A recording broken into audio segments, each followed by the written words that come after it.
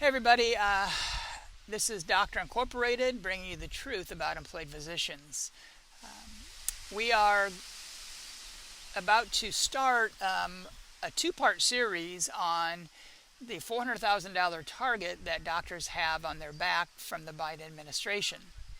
I originally created this podcast / vlog under the idea that I would present it in one whole, but it turns out there's a lot to talk about, and so we're going to actually break this into two parts. One is kind of a review of what the Biden proposal is in terms of how it affects doctors' lives and taxes, and I'm going to look at that through the filter of a doctor who earns $500,000, has 2 children, has a doctor's home, and is charitable in terms of the money they give away each year, and really start to walk through what this proposal means to somebody in that category.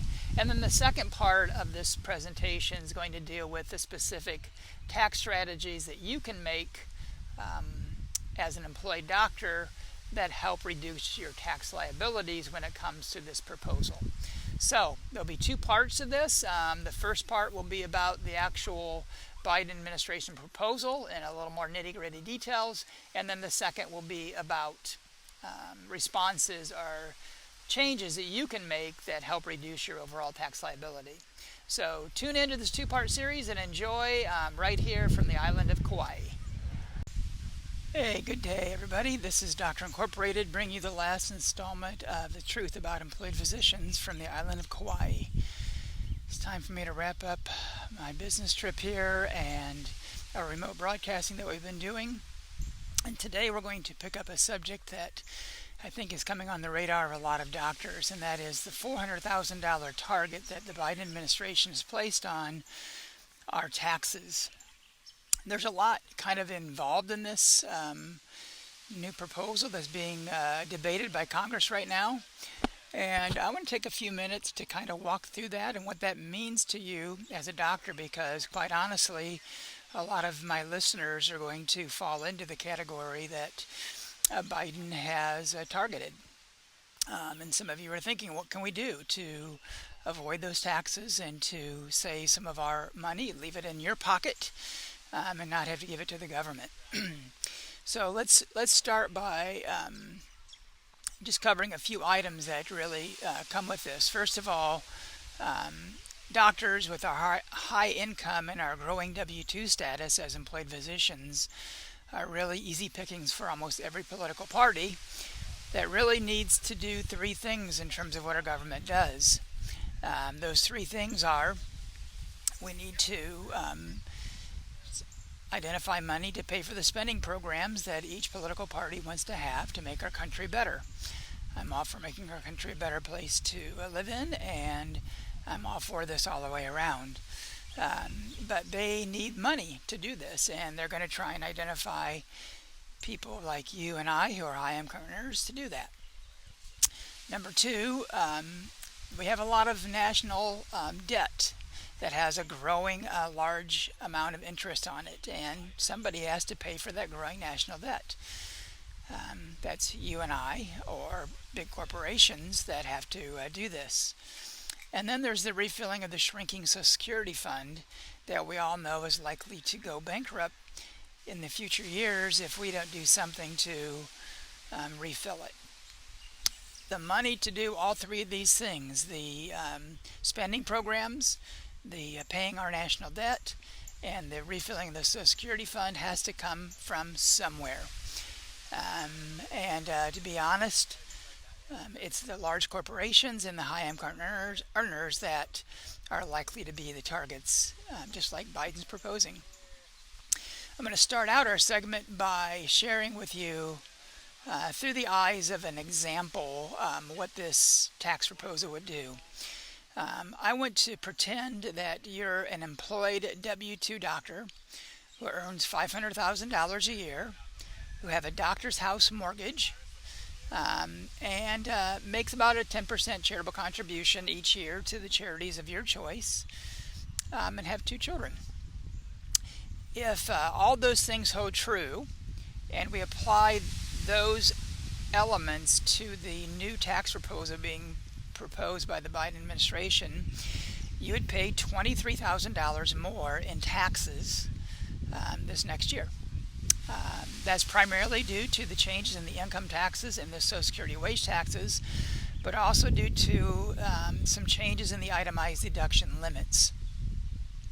It's very important for you to understand what this means and kind of some of the strategies that you might be able to deploy by really digging deep into and unpacking the specific elements of this proposal. So let's jump into that.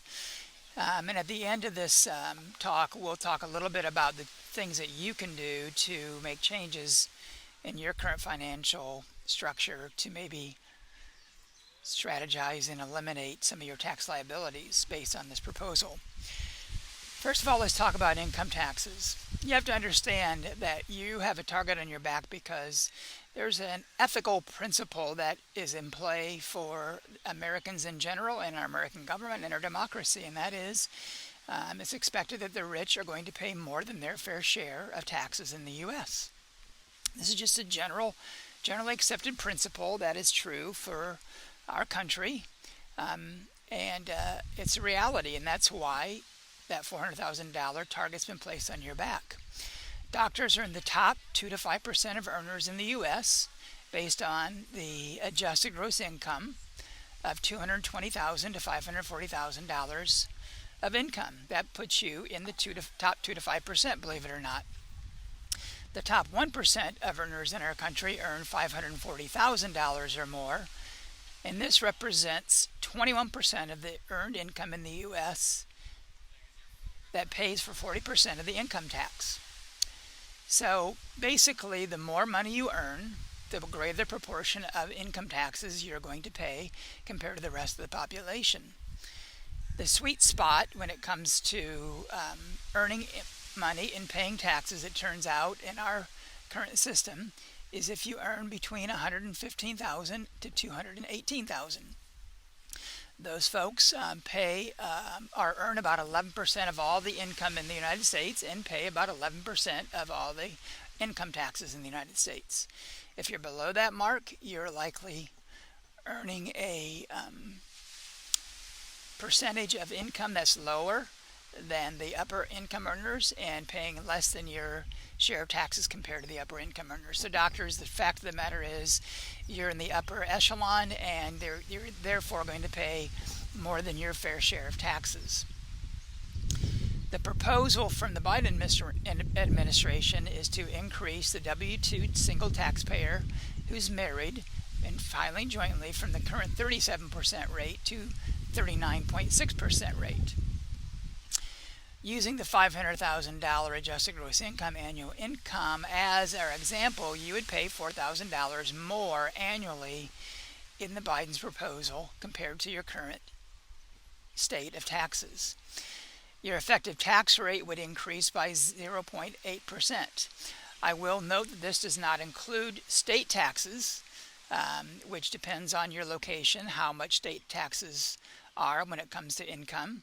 For instance, in New York and California, which are the largest, you pay anywhere between 10 to 12% of your income goes to state taxes as well. If you want to know exactly how much you would pay based upon your current income with the Biden proposal, you can go to a website called the Omni Calculator, which allows you to plug in your numbers and plug in your information, and it'll tell you exactly how much you currently pay in taxes approximately and how much you would be likely to pay in taxes under the Biden administration. That's a nice little calculator you can find online that is helpful and is a good resource if you want to kind of estimate what that's going to be for you. In the case of the example I gave, if you earn $500,000, you're going to pay about $4,000 more in income tax. Not a huge amount, but a fair amount, and one that is enough to, say, be equal to a vacation you might go on, and so it's worth kind of being aware of this. The next target that the Biden administration has placed is on corporate tax rates for C Corps.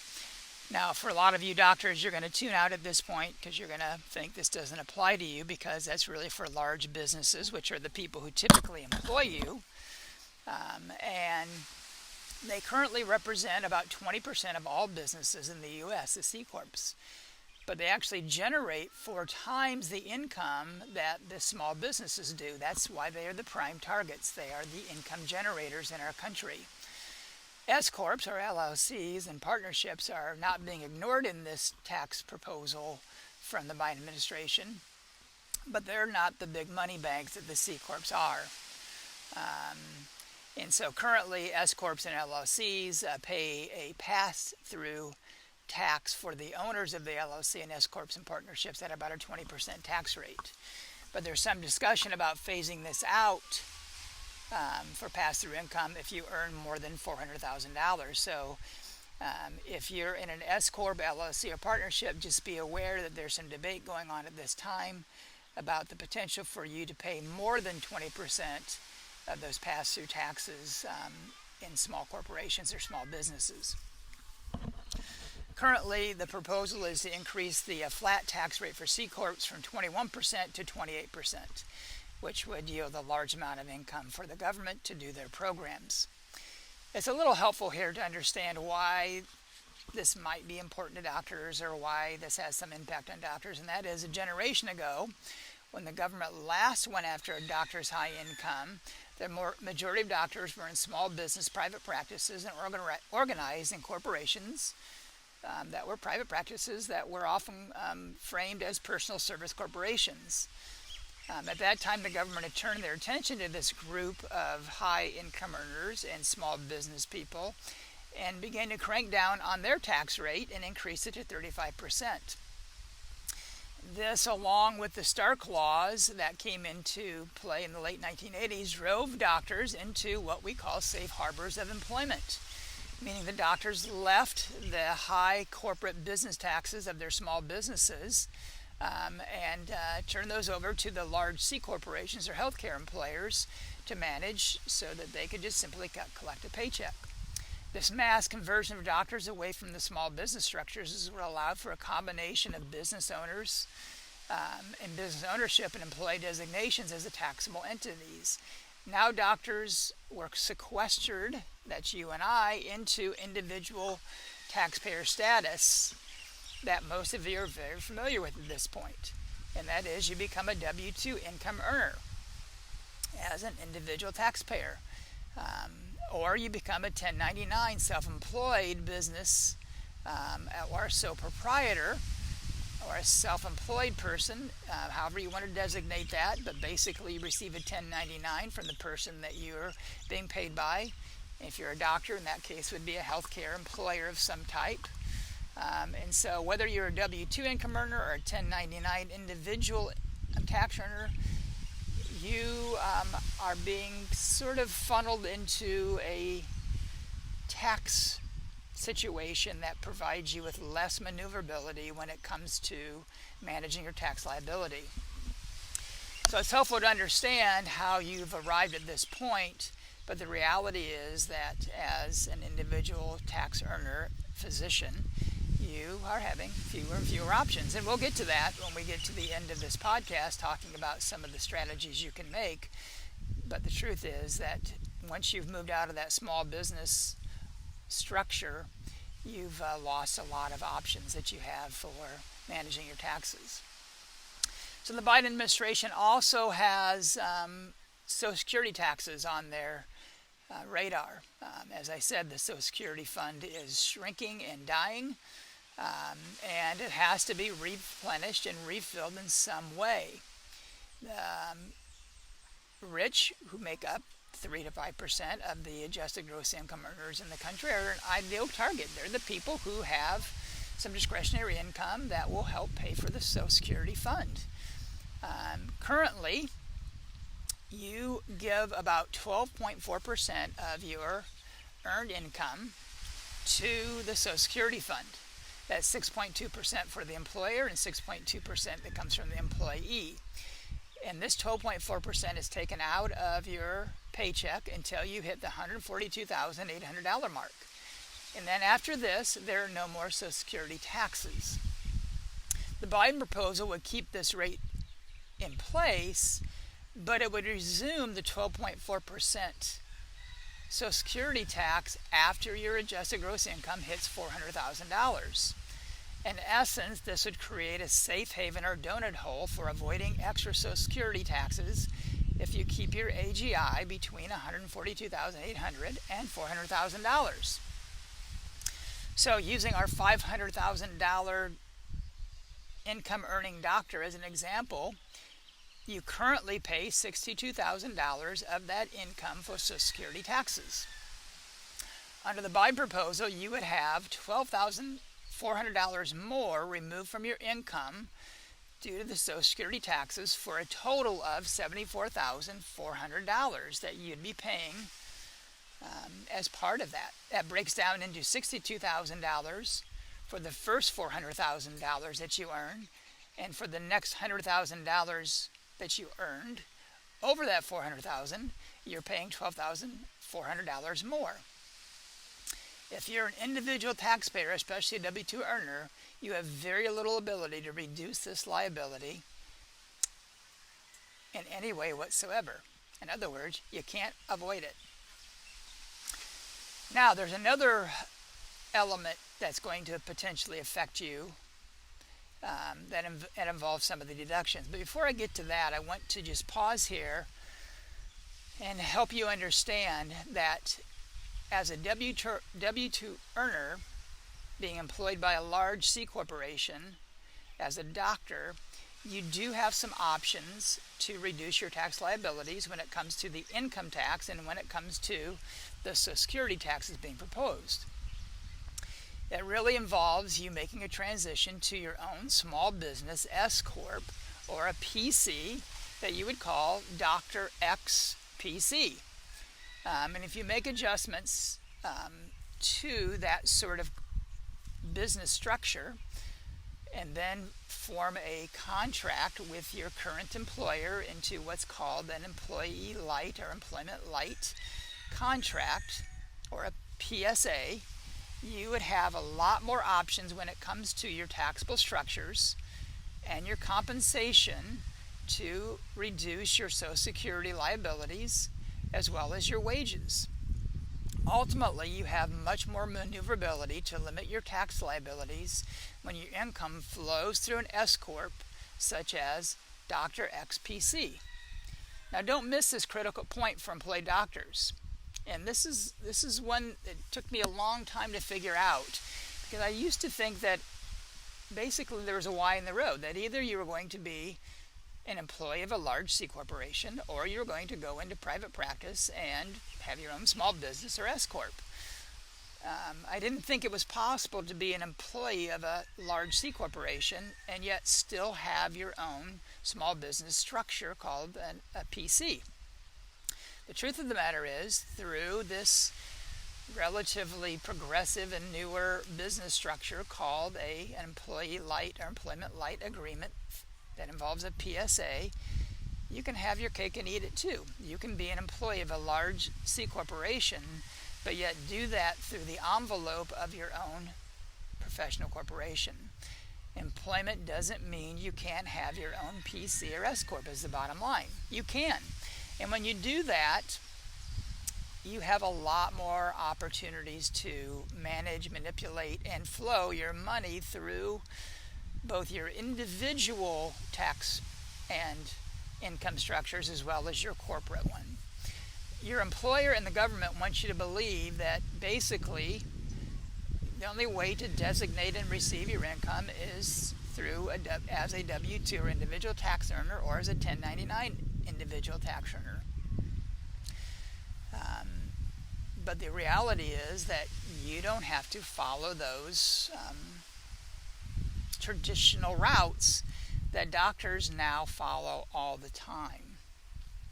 In fact, so many doctors follow that traditional route of simply becoming an individual taxpayer, such as a W-2 or 1099 individual, that they don't even know there is such a thing as a PC, or an opportunity to form yourself into a small business structure that then can be contracted with a healthcare employer. Let me just real briefly here mention that Employment Light has many benefits to both the physician and the employer. It's not just about the physician, but it also, I think, benefits the employer. So first of all, Employment Light for the physician provides a greater professional autonomy and control over your life. You have a greater retained household income through tax strategies and business structures in an Employment Light agreement because of the S Corp, or small business professional corporation, that you are able to create. You have better individualized benefit programs in an Employment Light structure. You have increased retirement savings through wise business structurings, and one company that I like that really does a great job with modeling this is called Simply MD. They have a great business structure for this Employment Light Agreement PSA, and really know how to maximize your retirement savings through their programs. You also can outsource a lot of this through a company like Simply MD, who has an outsourcing agency that allows you to easily convert to an Employment Light program. An Employment Light program allows you to make no job change because it allows for an invisible transition with the same employer. And Employment Light is a great burnout preventer because it enhances the physician control over their own professional and personal life. Now, how does this Employment Light process help an employer? Because frankly, a lot of employers are afraid of this because they realize that in essence they're giving you as a physician a little more autonomy and control over your life, and they fear losing you in that process. But the reality is that the employer benefits because they have a greater physician recruitment and retention through this program. In other words, this program leads to happier and more content doctors. And the happier and more content a doctor is, the more likely they are to stay where they are, and the more likely they are to be productive for that employer. That is truly a win all the way around. Employers benefit because the organizational cost savings that occur through this program, because now the benefits and expenses associated with paying for physicians are reduced, because those benefits are now shifted to the responsibility of the doctor through their own business structure and their own small business program. In other words, the employer is not paying for the doctor's benefits. This also emancipates physicians from ERISA restrictions when it comes to employment retirement funding.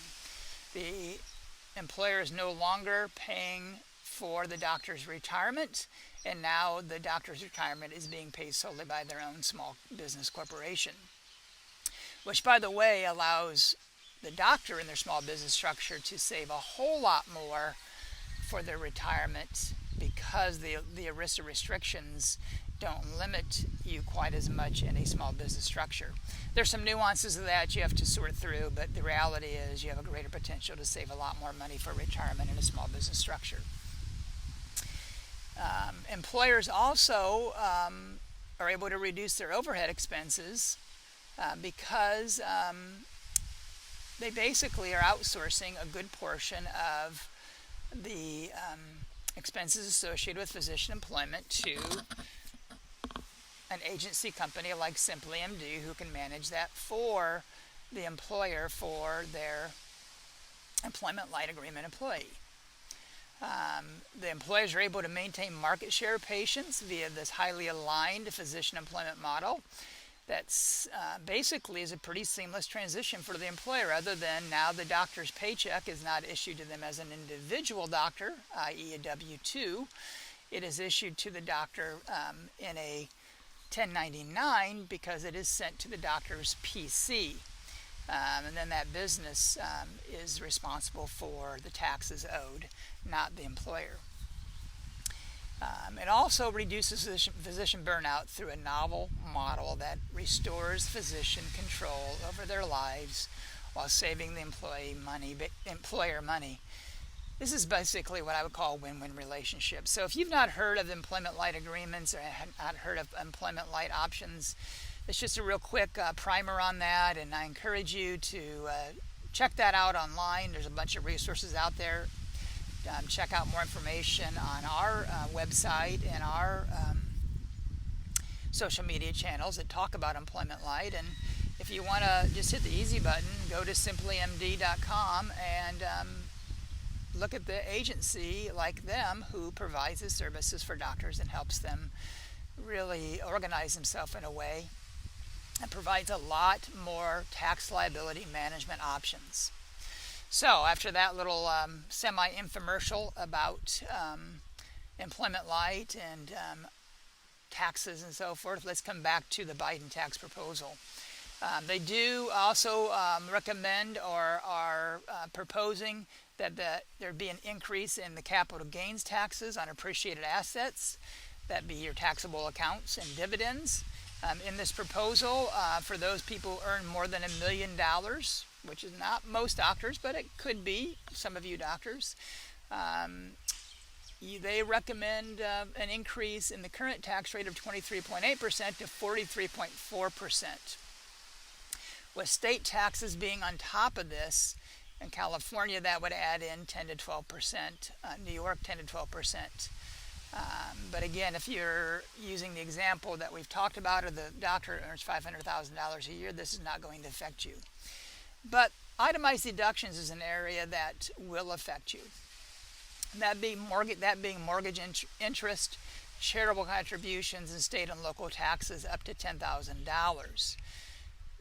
Right now, they're proposing a cap of 28% for these itemized deductions for those who are in the highest tax bracket. That would be you as doctors. For doctors, your mortgage interest deduction is the most likely deductive item in this crosshairs cap. Currently, you can deduct 37% of each mortgage interest dollar based upon your tax rate that is about to change to 39.6%. But based on this proposal, rather than allowing you 39.6 cents of each mortgage interest dollar, you'll be capped at 28 cents for every dollar. That's a big switch and a big loss with your tax deductions. In real dollars, let's do the math here. Assuming you own a doctor's house that costs you $60,000 in mortgage interest per year, you would miss out on nearly $10,000 of income tax deductions for the year in that transaction. This translates to mean that you've lost nearly $6,000 of household income in your pocket that was transferred back to the government due to this change. This cap principle also holds true for charitable contributions. My wife and I really enjoy being able to give money to a host of charities, including our church. We typically are in the range of $50,000 to $70,000 per year that we give away. It's just one of the things that we enjoy doing. And this new tax proposal would significantly place a cap on the deductions that we get from a tax standpoint when it comes to those charitable contributions. So let's use our example again, though. If you donated 10% of your net income to a charity annually, that would be $19,800 that you are donating in the example. This translates into you losing $2,296 of your household income that is now not transferred to you, but transferred back to the government. Again, pretty significant loss that you would have out of your household income because of this change in the credit, so to speak, the government's giving you for making charitable contributions. A couple other areas that could potentially affect you as a doctor. One is child care credits, and this one is more on the positive side. If you have children and deduct your eligible expenses, this proposal significantly raises the 20% you can deduct from $3,000 per child to $8,000, and from $6,000 to $16,000 for multiple children. So if you have two children, like our example demonstrates, you would have added $1,600 back into your pocket. So this Biden proposal is actually pretty favorable if you have a larger family that you deduct some of the expenses for child care in your taxes annually. Estate and gift taxes also are proposed to go up significantly. Currently, the state tax exemption would be reduced back to its 2009 levels, which would be an individual estate tax exemption of $3.5 million and a gift tax exemption of $1 million. Currently, the estate and gift exemptions are both at $11 million per person, and so this is a pretty significant change that affects doctors and their high net worth.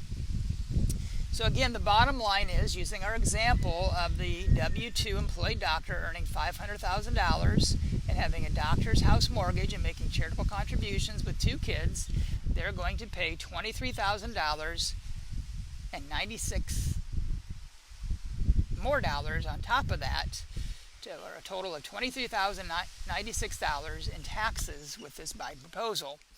That breaks down into paying $4,000 more dollars in income tax, paying $12,400 more in Social Security tax, a questionable capital gains taxes and taxable investments and dividends based upon your current income status, $6,000 more in household income loss due to the reductions in your mortgage, and $22,096 in household income loss due to lost deductions and charitable contributions. But you gain $1,600 back in child care credits, again coming to a total of $23,096 total.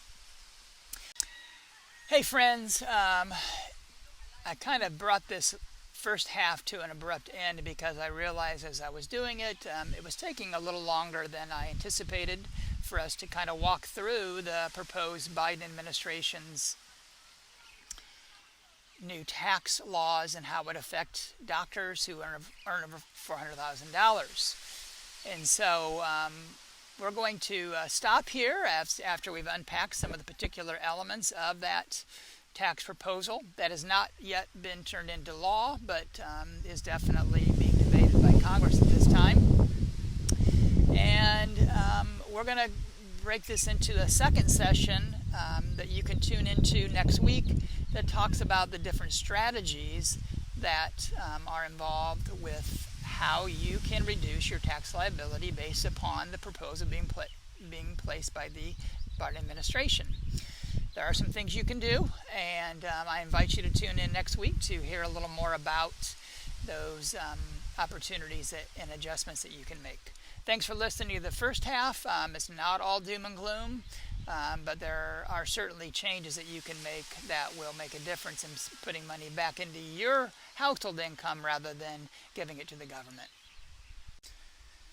So as it turned out, this podcast and vlog about the Biden administration $400,000 target on doctors that taken place from Kauai was a little bit longer than I thought. So we're going to break it down into 2 parts. The first part you've already heard, talking about really the particulars of that Biden proposal and what that means to an example of a doctor who makes $500,000, has a doctor's house, 2 kids, and makes charitable contributions.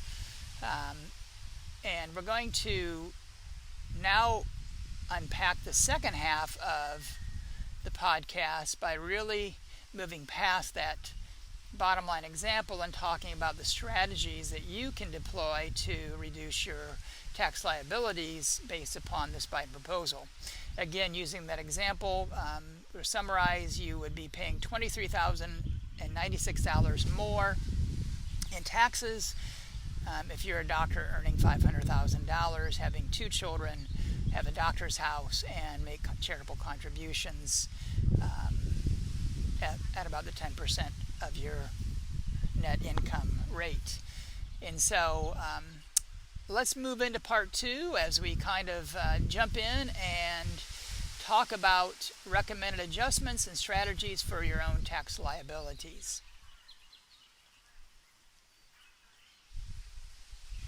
So here's the question you kind of want to know, likely, after all that blah, blah, blah. What can you do to save on taxes? And so, first of all, let me say that you can choose a favorable safe harbor to practice medicine in. So, just by making the switch in the safe harbor, i.e., the employment space that you choose to practice in, you can save on taxes. First of all, you can practice geographic arbitrage.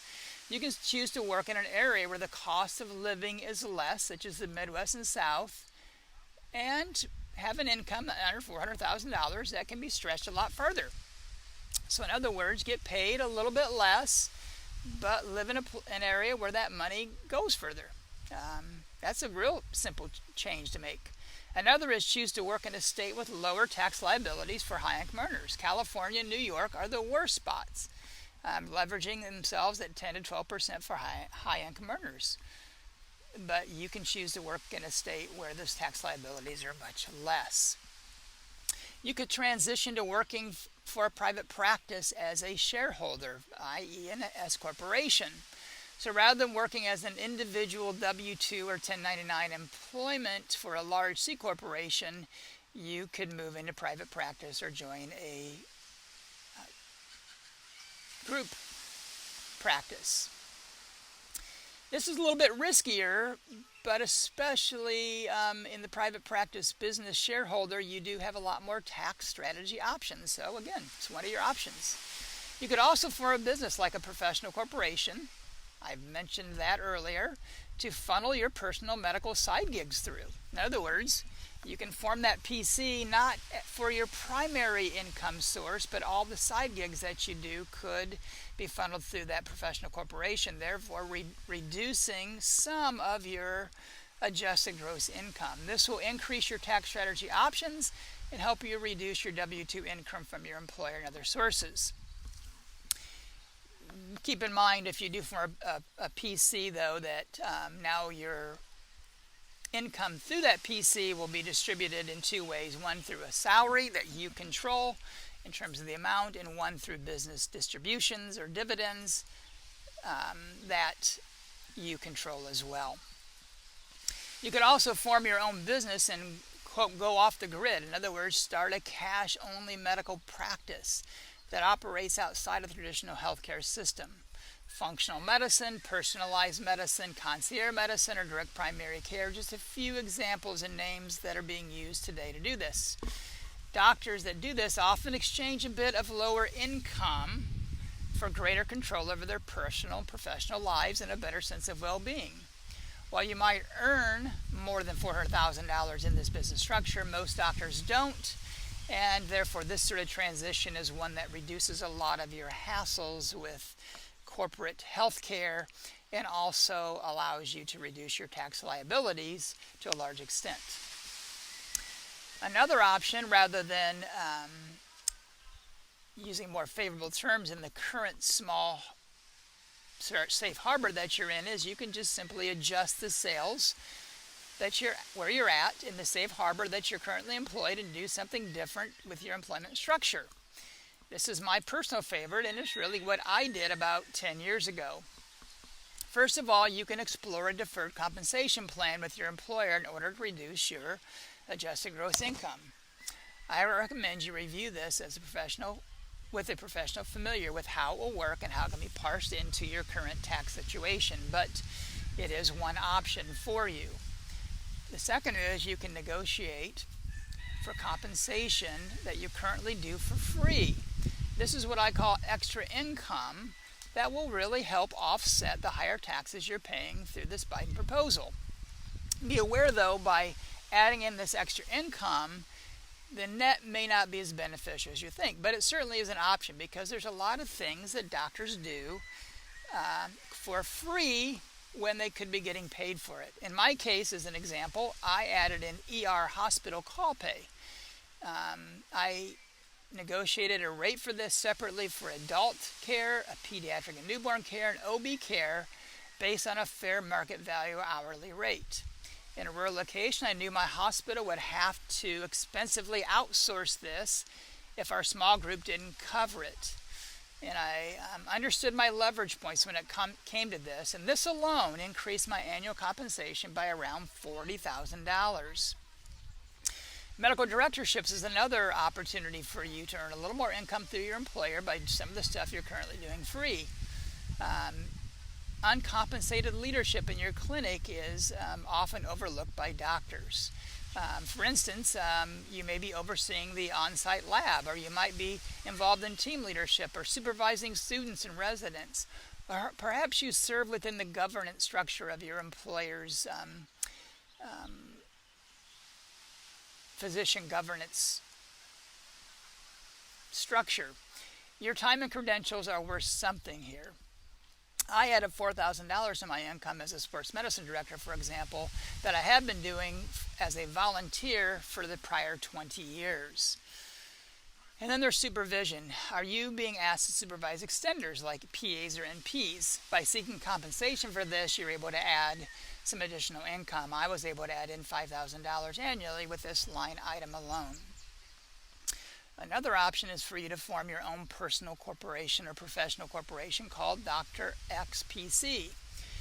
You can funnel the above medical side gigs with your employer into this small business structure, and that can very easily provide some great tax structure for you as well. For example, my local nursing home that I worked for years, I became their assistant director. And by doing that, I began to earn $12,000 in income in that side gig that I was able to funnel through my PC.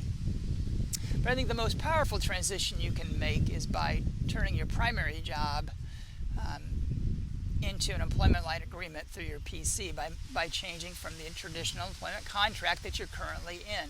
This is called a PSA, or Personal Services Agreement. When you make this transition, now your employer pays their checks to your PC and not to you individually. Now your PC pays you a W-2 salary at an agreed upon fair market rate. And here's a pro tip. I recommend that you pay yourself on the lower end of that spectrum as a method for reducing your income tax exposure, while simultaneously negotiating the maximum compensation from your PC with your PSA to that employer. That gap between what they're paying you and what you're paying yourself leads to a whole lot of income opportunities for your small business that then provides a lot of opportunities for funding a number of things, including retirement, through your small business structure. Now you have multiple business and tax strategies when you form your own small business.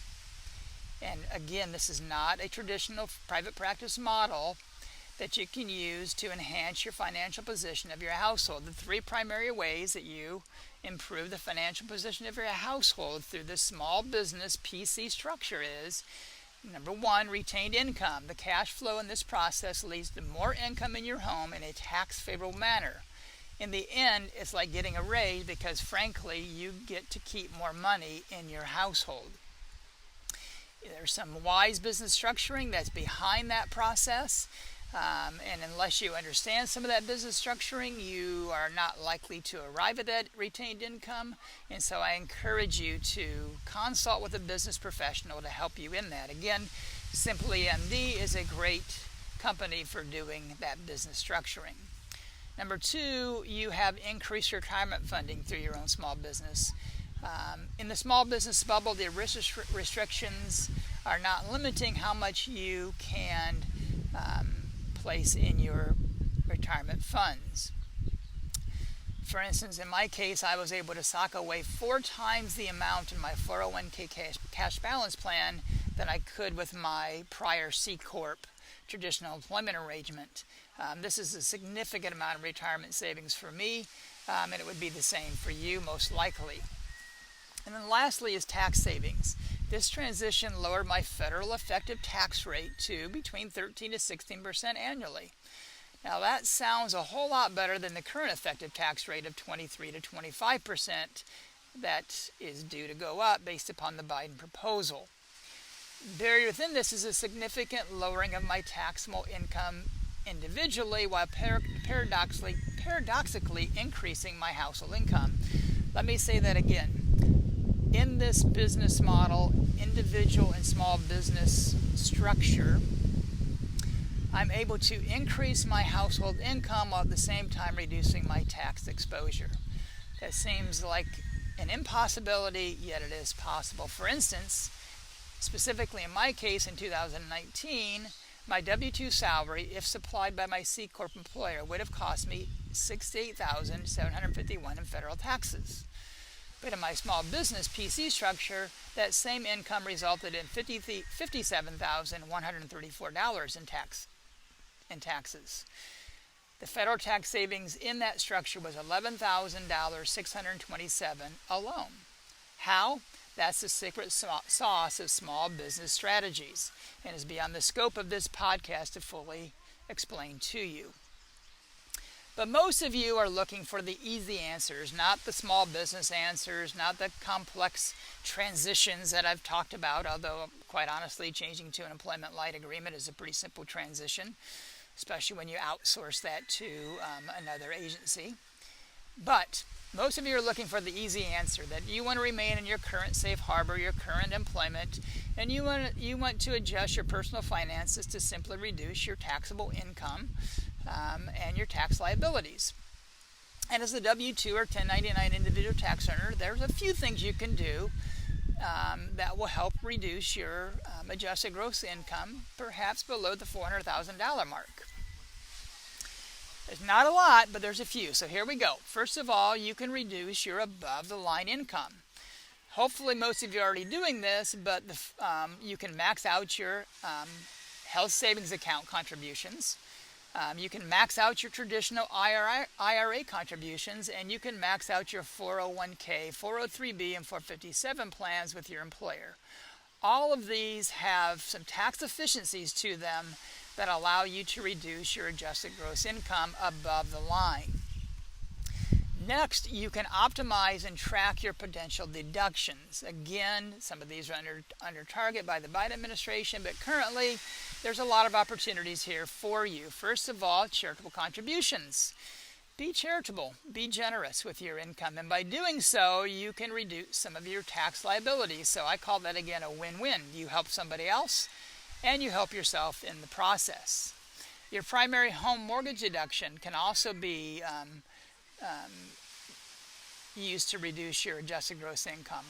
Medical expenses, side hustle business expenses, home office deductions, all of these can be used to reduce your adjusted gross income. I encourage you to speak to your tax planner or accountant, though, about these, because there's a lot of specific nuances that the government places on these to make sure that you're following specific elements of the code to get the tax credit. And again, over the past many years, these have shrunk, and the requirements have become increasing, and therefore making it more difficult to really allow you to gain any true deductions in these departments. The last thing I'll mention is get married or have children, because as it turns out, the tax code favors this type of behavior.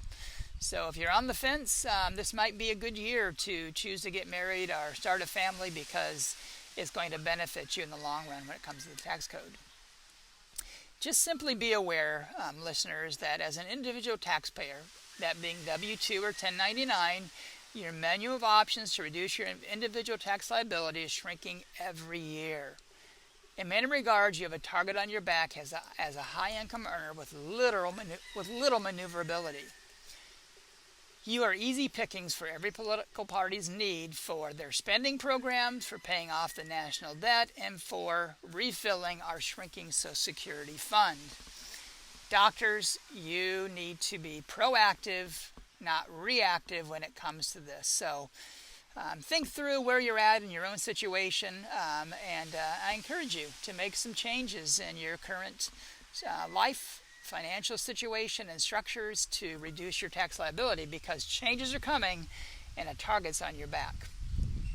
Well, I'm glad you've tuned in for this final session from Hawaii. A lot to think about here, a lot that was covered, and I hope that maybe you've learned some things along the way that would be beneficial for our group to learn from as well. So I invite you to give me your questions in regards to this. I invite you to give me your comments, maybe insights or experiences you've had that have made a difference in how you've organized your taxes and tax liability plans. Or maybe what your thoughts are about this new tax proposal from Biden. Maybe you think it's fair and right and there's no changes that need to be made. Anyhow, I'm interested in your comments. I hope you have a great week, and tune in again to The Truth About Employed Physicians. Let me also just add a side note here. I encourage you to share the site, the social media channel, whatever way you're accessing our communications, whether it be the blog, the YouTube, or the Facebook site, and share it with others, because we're trying to get the message out. We're trying to build this community, and I really appreciate your efforts at trying to help us grow this community where we can be mutually supportive of one another. Take care of yourself. This is Doctor Incorporated signing off from Hawaii.